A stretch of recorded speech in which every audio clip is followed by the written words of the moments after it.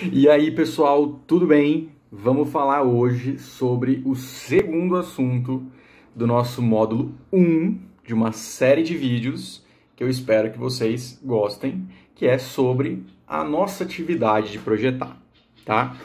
Na primeira aula, nós falamos bastante sobre o que é projetar, quais são as diferenças. Acho que eu consegui colocar para vocês os principais elementos dentre categorizar essa atividade nossa do que é projetar. Bom, dada essa breve introdução, o que eu quero trazer para vocês? Atores de um projeto. Quem é o seu cliente? Olha, por incrível que pareça, nem sempre só quem te contrata é o seu cliente. Pode parecer estranho, mas vamos dar um passinho para trás. O que são atores, pessoal? O que são atores de um projeto? Veja, quando você é contratado, e aí você faz uma proposta, você faz um contrato, que são elementos e instrumentos que a gente pode discutir aqui no futuro, e você faz a sua proposta para o seu cliente, você vai lá, senta, recebe o cliente, né? Faz ali uma série de perguntas, que pode ser um instrumento que a gente vai discutir aí no futuro. Faz um quiz de estilo, que é um outro instrumento interessante. Então, você quantifica isso em uma proposta. Olha, quantificar isso numa proposta é você colocar as etapas, o que você vai entregar, como você vai entregar, quanto isso vai custar para o seu cliente, qual que é o prazo que você vai precisar, que programas que você vai utilizar. Isso são propostas, isso é uma proposta mínima de trabalho. Só que quando você faz isso, olha, é muito fácil. Quem que é o meu cliente? É quem chegou, né, no meu escritório e me contratou. Tá. Mas vamos fazer uma análise diferente. Porque nem sempre quem contrata é o cliente ou apenas aquele cliente. Então, atores de um projeto, ele pode ter duas vertentes aqui para mim. Primeiro, quem está te contratando? Foi lá o seu Zé, sentou com você no seu escritório e apresentou para você o que ele queria para a casa dele. Né? O que ele queria para o prédio, para o apartamento, enfim. O que ele queria. Olha, mas o seu Zé tem 2 filhos, tem uma mulher, tem uma ex-mulher, tem 2 cachorros. Então, quem são os atores desse projeto? Não é o seu Zé sozinho. Porque o que ele enxerga de necessidade, o que ele enxerga como algo a ser realizado no projeto, muitas vezes não é a necessidade da sua esposa. Não é a necessidade do seu cachorro, dos seus filhos. Então, o que cabe a nós profissionais? Identificar os diferentes atores de um projeto, tá? Por mais que o cara ele seja muito proativo, que ele seja muito... Não, é assim, a minha família toda quer assim. Não, cabe a nós profissionais tentar investigar um pouquinho mais a fundo, né? Tá, o que a sua mulher quer, o que seu filho acha importante, qual que é a constituição da sua família, você tem cachorro, qual que é o porte dele? Outro dia eu fiz um projeto, para vocês terem ideia, que a senhora ela tinha 4 gatos.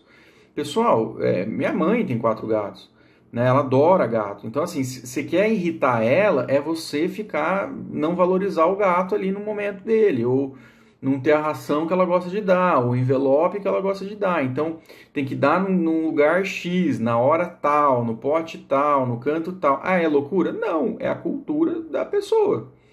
Você, como um profissional, você vai sentar numa mesa de reunião e você vai ter que, de uma forma muito objetiva, captar o máximo de informações do seu cliente. Poxa, por quê? Porque é só com essas informações que eu consigo projetar, que eu consigo observar os problemas, que eu consigo analisar a dinâmica do que eu estou tentando fazer. Porque, olha, a pior coisa que pode acontecer para um profissional, a pior, é aquele cliente que fala assim, não, eu quero turning key, eu quero chave na mão, não quero que você me pergunte nada, pode fazer o que você quiser, não ligo. Cara, é muito difícil, você não consegue estabelecer uma conexão de início. Provavelmente você vai errar esse projeto, tá? Então, cabe a nós analisarmos. Então, a gente tem instrumentos para isso, a gente vai discutir no futuro. O que é? Você tem uma ficha com umas principais perguntas importantes. Olha, ao longo da história, a gente vê histórias aí de arquitetos que fazem fichas catalográficas de pergunta para o cliente, que elas chegam até a ser meio estranhas.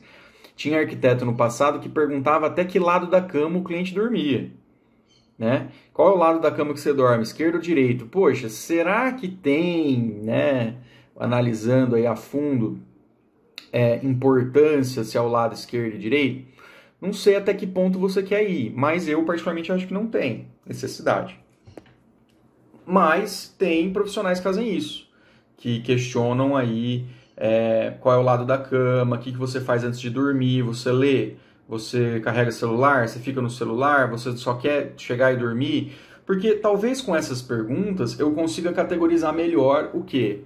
Que o ator do meu projeto, que é o meu cliente, o seu Zé, está buscando quando ele vai dormir. Então, por exemplo, ele gosta de ler, então eu vou ter que prever uma luminária de leitura. Não, ele gosta de dormir direto, então eu vou fazer o quê? O quarto dele não vai ter televisão, vai ter uma cortina pesada, né, para chegar e dormir. Onde que começa a morar, onde que ficam os problemas, né? Onde que está o problema? O problema é quando você identifica um costume do patriarca e você identifica um costume contrário na sua mulher, na sua matriarca, por assim dizer. Então, ele adora chegar e dormir, ela adora chegar e ler. Isso é um problema, né? É isso que é a beleza do projeto. É você pegar um monte de coisa que é caótica e tentar afunilar numa solução. O profissional, seja ele engenheiro, arquiteto, designer, marceneiro, o profissional está ali para dar uma solução para um problema. Às vezes eles nem enxergam isso como um problema. Ele chega e dorme mesmo, ela vai lá e vai ler, não tem problema. Só que você tem que identificar isso. Porque isso dá uma norteada no projeto. De repente, se o seu Zé gosta de chegar e dormir e a mulher dele gosta de ler, de repente vamos fazer esse espaço de leitura em um outro local e propor isso para ela? Por que não? Né? Então é importante a gente identificar o que está acontecendo dentro de um projeto. Essas identificações, elas começam a ser levantadas nessas primeiras reuniões. Então, você não pode esquecer de fazer uma determinada pergunta. Porque se você esquecer, você vai ter que perguntar em alguma hora. Por exemplo, se você esquecer, por exemplo, qual que é a casa ideal para você, cliente? Qual que é, assim, é uma pergunta que eu faço, eu nunca deixo de fazer essa pergunta. Tá preparado? Eu pergunto para o cliente o seguinte: tá fazendo uma casa? Qual é o ambiente mais importante para você? Seu Zé, depois para Dona Maria, depois para os filhos, e depois... Você tá entendendo? Por quê? Poxa, porque ele já vai me contar. Se você vira, você está numa reunião, e é na estrutura familiar, o pessoal da reunião vira e fala: o ambiente mais importante para a gente, João, é a cozinha. A gente se reúne na cozinha, a gente gosta de cozinhar em família, a gente come dentro da cozinha, a gente faz tudo dentro da cozinha. Pô, e no projeto, o que você vai fazer então com a cozinha? Ela vai ficar esquecida num canto? Óbvio que não, ela vai ser o centro da casa. Ela vai ser onde a vida da casa acontece, assim como Artigas fez, né? Como vários arquitetos paulistas identificaram e refizeram a casa, o design das casas. Então, a cozinha é o elemento mais importante. Da mesma forma, o contrário. Se você está lá, no meio de uma reunião, você começa a falar: o que vocês gostam de fazer? Ah, a moça já vira e fala assim: pô, eu odeio cozinhar. Cara, eu odeio tarefa de casa, eu gosto de chegar, curtir minha casa, lazer, tomar um banho, um belo de um banho, relaxar, dormir e ir pra rua porque eu fico pouquíssimo em casa. Pô, a cozinha do cara vai ser enorme? Não vai. O que vai ser enorme para ele? Os sistemas de lazer, os elementos públicos dessa casa, como sala, né, varanda, o banheiro dele vai ser um banheiro muito confortável, né? Então é isso, é através dessas perguntas que a gente tem essa necessidade de fazer o quê? De juntar para começar a montar um escopo, né? Um textual, uma coisa assim, ó, isso é importante para ele, isso não é importante para ele. Lógico que quando você fizer essas perguntas, você pode eventualmente dar para o seu cliente confirmar, tá bom? Bom, só que eu dividi para vocês os atores de projeto. Então, dentro de uma família, você tem ali os atores daquela família, cada um vai ter uma análise diferente. Gente, eu conto essa história pro pessoal da faculdade porque é uma coisa real minha, tá? Que aconteceu no meu escritório. Eu tinha acabado de me formar, sabe? E não se engane, você vai se formar, você vai pegar todos os projetos dos primos, das tias, normal, tá? Só que esse surgiu para mim um primeiro cliente, e que não era tio, veio, confiou, bateu, ele falou, eu confio em você, né? Olhou para minha cara e falou, você está fazendo um bom trabalho, você faz minha casa? Eu falei, com muito prazer. E não era uma casa pequena, era uma casa enorme, tá? Normalmente uma casa de 700 metros quadrados, normalmente, ela leva ali em torno de 4 a 5 meses para eu entregar todas as etapas finais para ele começar a construir. Seja etapa de prefeitura, construções e assim por diante. Essa casa durou um ano comigo lá no computador, trabalhando nela e evoluindo nela. Você fala, pô, mas por que demorou tanto? Cara, era exaustivo as reuniões com ele. Por quê? A cada reunião durava 4 horas, 5 horas. E aí, hoje, analisando bem, né, analisando com cautela o que foi feito naquela época, talvez os questionários iniciais com esse cliente, né, eu não consegui identificar certinho o que os atores queriam cada um. O que eu inocentemente fiz? Eu dei muita palavra para um ator só, que era o marido. E na reunião, a moça, que era a esposa dele, e ele ficavam tentando chegar num acordo em comum que eles podiam ter feito antes de entrar na minha reunião. Porque, eu vou dar uma dica para vocês, reunião passou de 30 minutos, não é reunião, é encontro social, tá? Passou de 30 minutos, tem alguma coisa errada. Então, eles podiam ter discutido isso antes de entrar na minha reunião, mas eles faziam isso lá, essa discussão, e os dois eram advogados. E aí, o que acontecia? Eles ficavam debatendo aquilo, e eu ficava num triângulo ali, tentando nortear os caminhos. O que acontecia? O rapaz, né, ele ganhava a maior parte das discussões, né? Ganhava assim, no sentido, acho que a moça, ela meio que cansava. Passava ali de 3 horas, ela cansava, faz o que quiser, sabe? Então a casa do cara tinha o quê? Tinha bar, tinha palco para show, tinha um pub. E a moça, o que ela tinha? Muito machistamente, né? Machistamente, mas de uma forma muito machista até hoje, parando para analisar, ela tinha uma academia para ela, um closet e uma suíte, bem, sabe? E ele deixava claro assim, não, mas por que você tá brava? A gente tá fazendo uma suíte enorme para você e um closet enorme, né? São coisas que acontecem no meio da reunião que a gente, como um profissional, é difícil. Principalmente no começo, você fala assim, opa, parou aí. Né? Calma, que a gente tem que analisar o que ela quer também, o que você quer. Então a gente tem que às vezes ter uma postura mais agressiva, mas é muito delicado como você pode fazer isso, é muito sutil. Agora, não foi feito, eu muito inexperiente naquele começo, queria agradar o cliente rápido, queria terminar, já estava 7 meses ali fazendo a casa. Na hora que definiu mais ou menos o que ele queria e o que ela aceitou, eu terminei o projeto, né? Recebi, bonitinho, perfeito, e aí, óbvio, só fazer o projeto não adianta nada, na minha opinião, tá? Minha opinião moderna.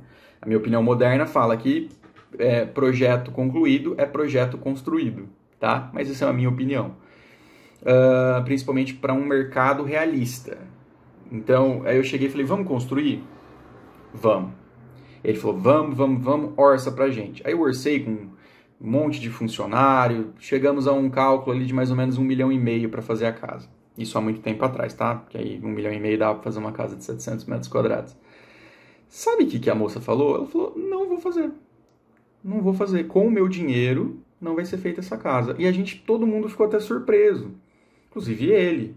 O que aconteceu? Ela não teve voz no projeto. Eu, como arquiteto, não consegui dar voz para esse ator. Ou atriz, no caso. Mas eu não consegui dar voz para ela. Ela simplesmente falou assim, não com o meu dinheiro. Se você quiser construir essa casa, que é praticamente sua, você constrói ela para você. Sabe o que eles fizeram? Não construíram. Porque, vou deixar uma coisa clara para vocês, mulher manda. É indiscutível. Eu acho que assim, todos assim, não dá. Então, e certa é ela, né? E corretíssima. Não vai fazer. Sabe o que eles fizeram? Compraram uma casa. foram num condomínio lá, com um corretor, acharam uma casa que dava mais ou menos para eles tocarem a vida, ela estava grávida na época, queria já resolver isso, foi lá e comprou e acabou o assunto, né? Olha que coisa louca, né? Agora, o que a gente pode tirar de lição disso? Pessoal, nós como profissionais temos que estar atento às necessidades de cada cliente, atento a esses atores. Agora, vamos falar sobre uma ampliação, foca em mim, presta atenção, uma ampliação desses atores, tá? Por quê? Porque muitas vezes os atores que se apresentam para você não são os únicos. Olha, essa casa para esse casal era deles. Então quem que é o ator principal? São eles. Eles que vão definir aquilo que é importante para eles. Agora, existem mais atores? Existem. Vamos supor a seguinte situação.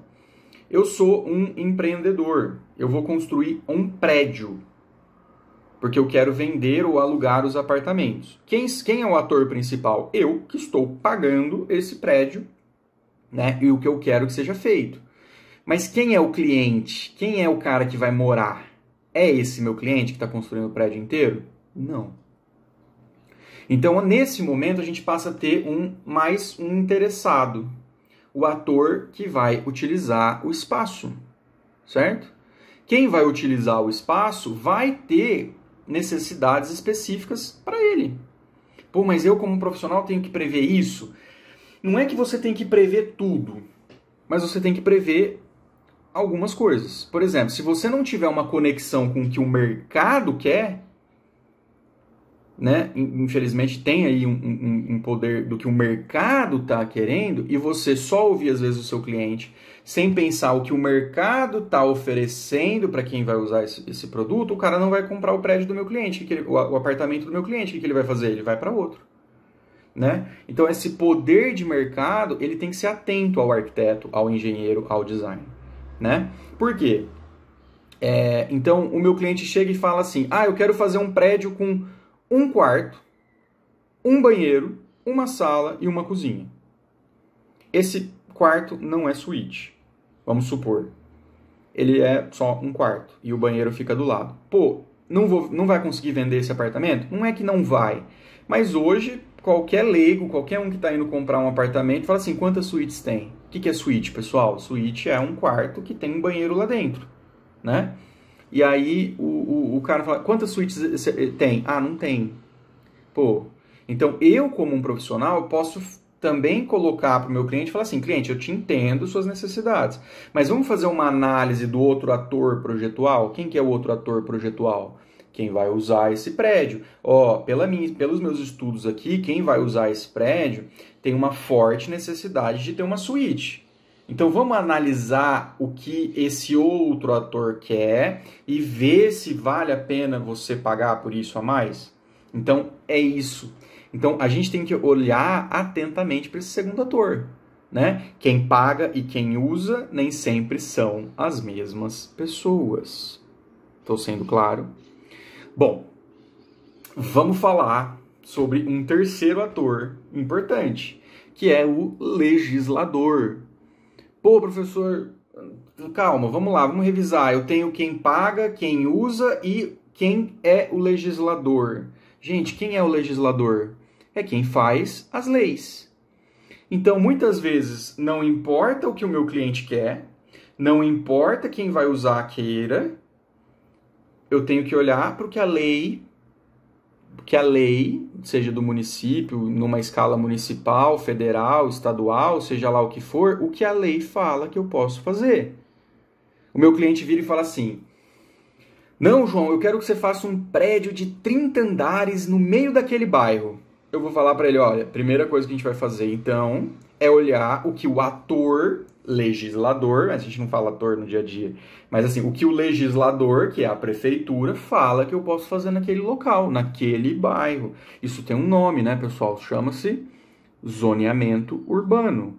Então, eu vou olhar aquele zoneamento urbano, vou ler as leis do que é determinado e falar, não, esse ator, que é a prefeitura, que tem uma forte influência sobre o meu projeto, fala cliente que nós não podemos fazer isso. Ah, mas eu quero. Não dá. Não pode. Vai contra as leis do município. Você vai ter sua obra embargada. Então, olha... Então, mesmo que ele tenha dinheiro para pagar, mesmo que quem vai usar queira, se o ator legislador barrar, não posso fazer. Estão entendendo? Super importante. Existem mais atores? Sim, existem mais atores. Vamos conhecer um quarto ator? Pessoal, quem é o quarto ator? Eu deixei ele por último, porque não é que ele é menos importante, mas é um ator. E ele deve ser mencionado. E ele é você. Você, projetista. Você, projetista, também é um ator. Né? O que a gente tem que olhar? Que quando você é contratado para fazer um projeto, se espera algumas coisas de você. Que você entregue qualidade, que você entregue um projeto bem feito, que você entregue todos os elementos que estão na sua proposta, né? Então o cliente, ele se aproxima de você com uma expectativa. Mas você, projetista, também é um ator, por quê? Porque você espera algo contrário, né? Você espera uma contrapartida do seu cliente. Você tem a obrigação de entregar um projeto bem feito, mas você também tem expectativas com o seu cliente. Quais são? Que ele te dê liberdade para fazer o projeto. Poxa, eu não quero ser contratado, por exemplo, por um projeto que eu não tenho liberdade de criar. Então, esses dias chegou no escritório, por indicação de uma cliente nossa, chegou no escritório lá, falou assim, olha, eu tenho uma amiga, essa amiga ela é muito tímida, enfim, e ela viu na internet uma casa, e ela gostou da casa. Eu falei, tá. E era uma casa 3D, enfim, feita por um outro arquiteto, e ela falou assim, ela só queria te contratar para você passar limpo essa casa. Né, pega o que ela vai te mostrar e você traduz isso numa planta e entrega para ela, porque aí ela constrói por conta com o Zezinho lá, que é um pedreiro que ela conhece. Não posso fazer isso. Até por questões éticas, óbvias, né? Eu não posso copiar o projeto de uma outra pessoa, mas porque da via dupla que eu tenho aqui com você, que está buscando me contratar, eu vou te entregar algo com qualidade. Então, se eu tivesse que copiar isso, eu te entregaria com qualidade. Mas dentro ao meu método que eu desenvolvi, da mesma forma que eu estou prometendo qualidade, eu estou prometendo liberdade artística. Eu vou olhar atentamente para o seu problema. Eu vou analisar o que você quer, quanto você pode pagar. Eu vou analisar isso de uma forma que eu vou priorizar você. Então, sim, o que você está me trazendo de referência, eu falei para ela, é muito bom. Por quê? Porque eu consigo, talvez ali rapidamente, identificar de uma forma muito fácil os estilos que você gosta. Aí ela concordou. Então, isso me ajuda, não quer dizer que não me ajuda, né? O Pinterest está aí, apesar do Pinterest ter uma falha que a gente vai discutir mais tarde. Isso me ajuda, mas eu não vou copiar. Estão entendendo? Por quê?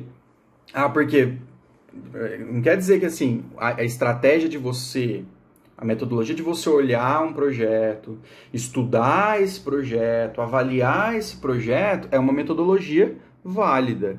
E aí vem até aquela frase, né? Nada se cria, tudo se copia. Mas, gente, existe uma diferença entre você se inspirar em algo que está pronto, internalizar com seus próprios princípios, né, de projeto, e devolver a partir das condicionantes e problemas que o seu cliente tem. Né? Porque os problemas que o meu cliente tem, os desejos que ele tem, não são os mesmos da pessoa que contratou o arquiteto para fazer essa casa que ela trouxe para mim. Então, teria um furo. A gente poderia contratar e fazer a mesma casa. Provavelmente essa casa, no dia a dia, ela enxergaria problemas que esse não contou pra gente. Né? Então, tá errado, não pode. Né?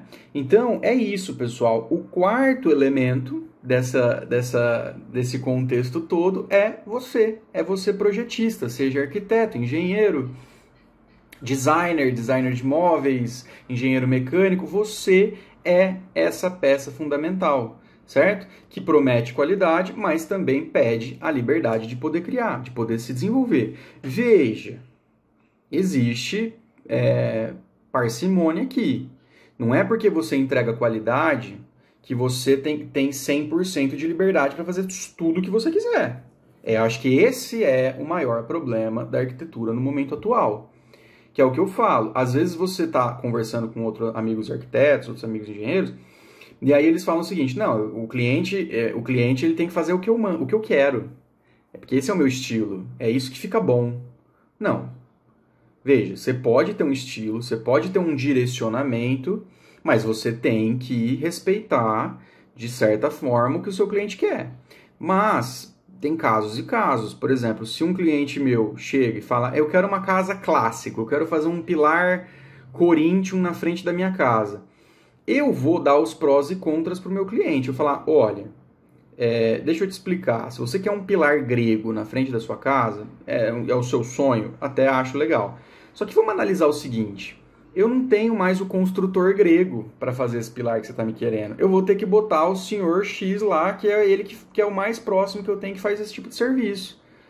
Será que vai ficar tão bom quanto o pilar lá do templo grego que você viu quando você foi viajar na Grécia? Não vai. Ele vai ser uma versão simplificada. Gente, é só pegar um pilar feito por um cara grego lá no período clássico e querer analisar com o mesmo pilar feito hoje pelo Zezinho Pedreiro. Você acha que vai ficar bom? Você acha que vai ficar igual? Você acha que essa cópia ela vai ficar tão interessante quanto aquele? Eu já acho que não. Então eu dou esse pró e esse contra para o meu cliente. Se ele falar assim: mas eu quero de tudo que é jeito, aí eu, como projetista, faço uma escolha. Eu falo: olha, é uma mão de duas vias. Você está tirando um pouco da minha liberdade, porque você está me falando que isso é um seu sonho, então eu vou tirar um pouco da minha liberdade artística, porque você quer um pilar aqui, mas eu também tenho que te explicar que ao tirar essa liberdade artística que você está me dando, que você teria que estar me dando, né, eu já não vou conseguir te entregar também a qualidade que eu prometi. Veja, eu prometo qualidade se você me entregar liberdade artística. Tá? No momento que você tira você perde um pouco de qualidade, porque eu não vou conseguir te dar qualidade nesse pilar grego. Então, isso são coisas que o cliente tem que estar atento. E é aquilo, conversar não sai caro. Você ter chegar, explicar, falar, cara, não tem briga, não tem problema, você não cria um inimigo na obra. Porque no primeiro pilar que ficou ruim, ele fala: nossa, ficou ruim, né? Eu falei: então, te falei que não ia ficar bom. Eu não tenho construtor grego. Mas isso é um exemplo genérico. Né? Isso pode ser feito de várias outras análises dentro de quando a gente está construindo e projetando. Mas o que eu quero que você entenda é o seguinte: eu também tenho que ter uma parcimônia, porque não é porque o cliente me dá a liberdade que eu posso fazer tudo. Você tem que sempre respeitar o dinheiro do seu cliente. Não é porque o que ele falou pode fazer o que você quiser, que eu vou lá e vou colar a placa de titânio na casa dele porque eu acho bonito, mas custa R$7.000 o metro quadrado. Não vou fazer isso. Né? Então eu tenho que ter também um bom senso sobre o meu lado artístico, né? Para frente ao que o meu cliente está me apresentando, tá? Frente ao que ele falou que ele quer, que ele pode pagar, que ele pode e é o sonho dele, beleza? Então aí é um bom senso de trabalho, certo? Então falamos, recapitulando, de 4 atores: usuário, cliente pagante, né? Projetista e legisladores. Então, com esses 4 atores, você consegue ir a fundo e entender os problemas verdadeiros do seu projeto, aquilo que você tem que solucionar, tá ok? Se você gostou, dá uma força pra gente aqui no canal, segue a gente, ativa o sininho, deixa seus comentários, isso dá um bom respaldo, um bom feedback pra gente continuar os nossos módulos e vejo vocês na próxima aula. Um grande abraço!